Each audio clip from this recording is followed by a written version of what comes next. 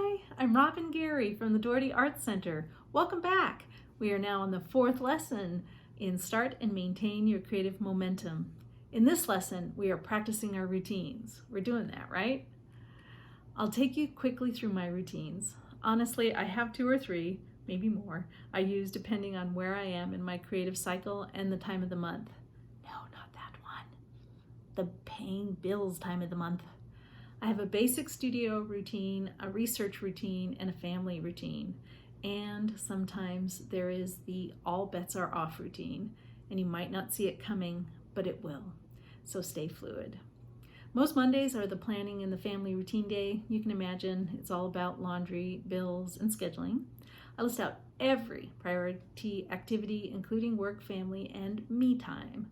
I also list out every errand that I need to run, whether it's work or personal, and I add it all to my calendar.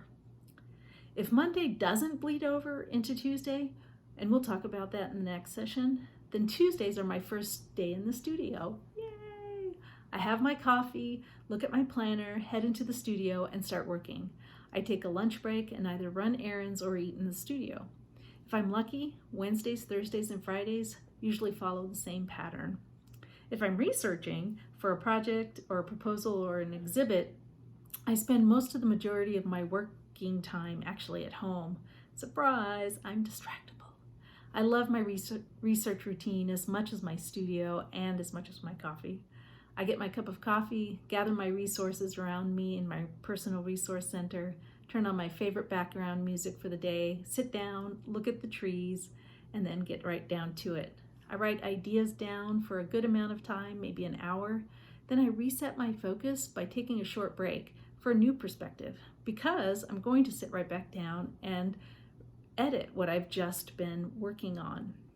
I'll do this multiple times a day, followed by a real break like lunch or errands. And when I come back, I decide if I have it in me to continue or do I need to move on to other activities. But what do you do if your day goes to heck in a handbasket? You let it play out.